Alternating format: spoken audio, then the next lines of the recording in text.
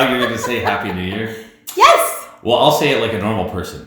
Happy New Year. I'm saying it in a celebratory fashion. Well, it's considering right now is like, what, January 10th? Something like that. And Happy New Year. We're in lockdown again. Yes. That's okay. What better way to lose some pounds than not be able to go to a restaurant in January? Aw, boo-hoo.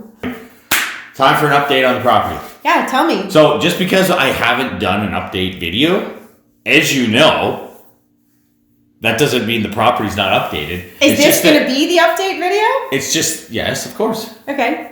It just so happens that regardless of my endless promises to upload videos weekly, it's just never going to happen. But I will continue to promise it. Oh, okay. And fail on those promises. Oh, not fail. I mean, it's the effort that counts, right? So anyways, I think we should probably get to the video, shouldn't we? Yeah, let's go take a look. Let's go.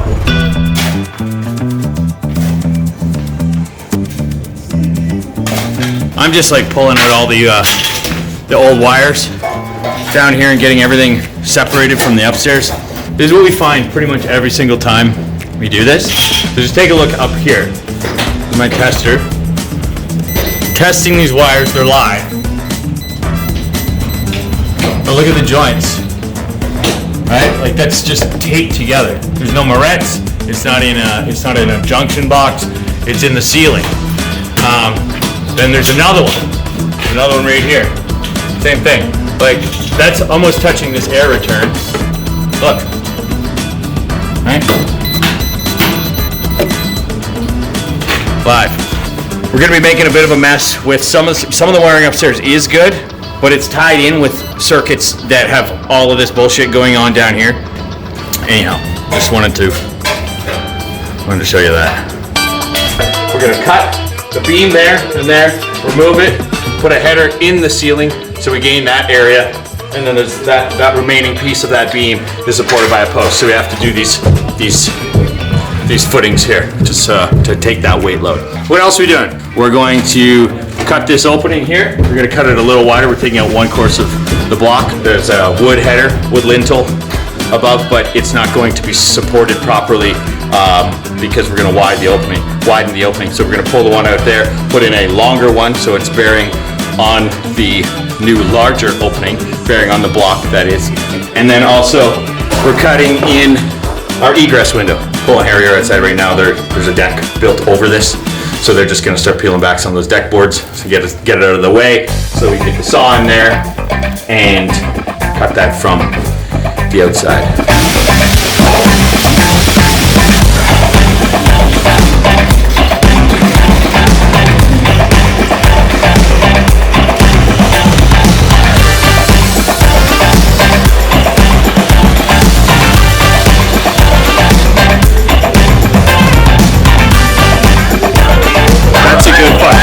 You know you sound like through there. That's perfect.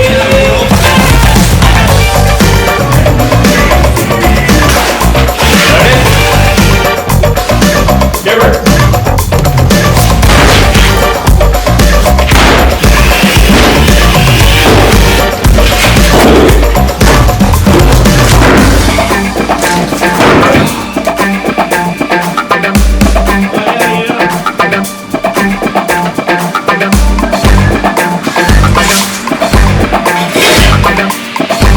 This is why I like tilt and turns for egress. If you want, you can open it. It's not like a slider where you have a centerpiece and a screen on one side, where basically you're only getting use at a half of the opening for a fire exit. So in that case, if you're putting a slider or a casement or whatever, you're gonna need a way bigger opening, right? So the whole point is that we can have a much smaller opening with the tilt and turn, less cutting, less concrete removal, all that bullshit. And this is why it's the tilt and turn, because you turn the handle up, you've got a tilt.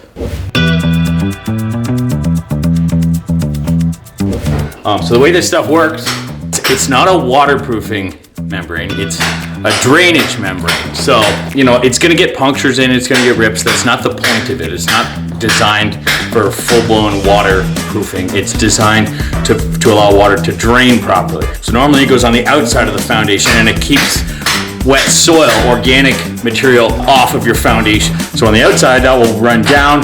It wraps over your footing and into perforated weeping pipe. So nothing can wick from the soil into your concrete.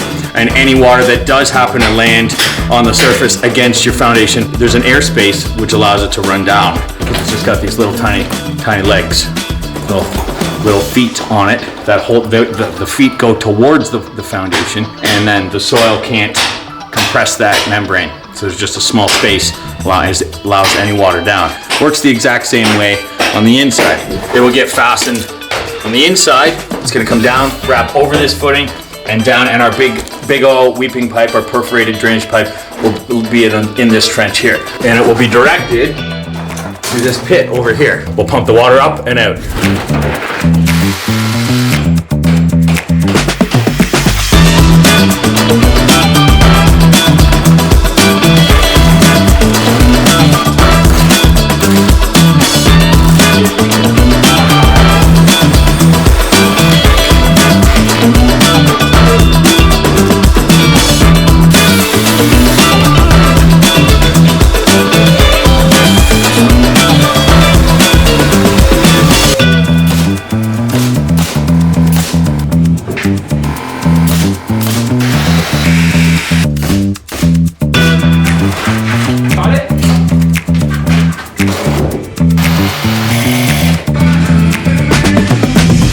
This is the old cast, so I've got to cut this cast off nice and clean here and get a bit of this out of my way, and then attach on new right here. That way everything underground, underneath our newly laid floors, like our tile and stuff, all of that plumbing is going to be fresh, brand new ABS pipe. So we don't have to worry about there being any problems with clogging or anything like that, because this stuff is like 70 years old and it's rusty, it's cast iron.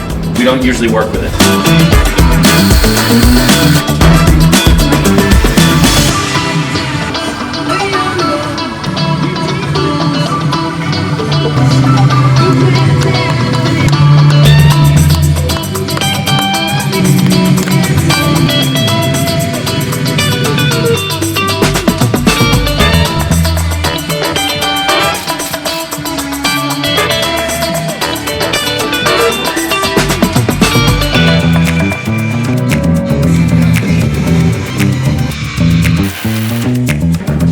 Okay, so I completed all of the underground plumbing roughing. So I've got the inspector coming today. I hope he comes very soon because it's the morning and I'd like to get this inspected and checked off the list, because we've got a concrete truck coming at 3 o'clock this afternoon. I don't want to have this time crunch. I'd like a bit of time in between. I've actually got a 4-inch balloon plug put in the cleanout where the pipe goes out of the building. And so that's just blocking the sewer main. And then I've got a garden hose run, and I've got to put in the vertical portion of my main sewer stack right here. And I've filled the entire underground plumbing system up with water. And so it's been holding water overnight. I already know there's no leaks because the water level is still sitting right at the top of the pipe. So it's definitely good. Plus you'd see some leaks on the ground. There's no leaks anywhere. That's good. Now I just have to hope that the inspector shows up early, because if he shows up at 3 o'clock when my concrete truck is here, we're gonna have an issue. And that's happened before. Okay, passed the plumbing inspection. We're just waiting on the concrete truck. Should be here in like a half hour. Pretty well ready to go. We just gotta put some bonder on the edge of the concrete. Bonder. Concrete bonder. Did you hear my joke? Never heard of it. And that was, it was a James Bond reference.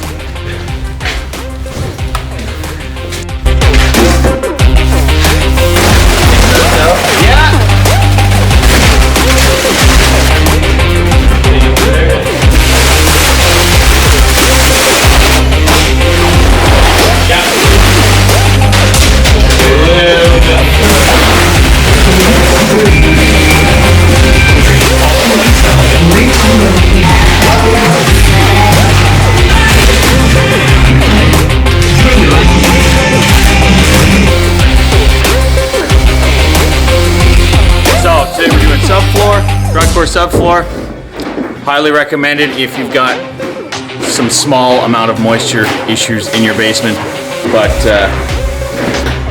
not if you have any major leaks. So yeah, dry core subfloor, and we're framing.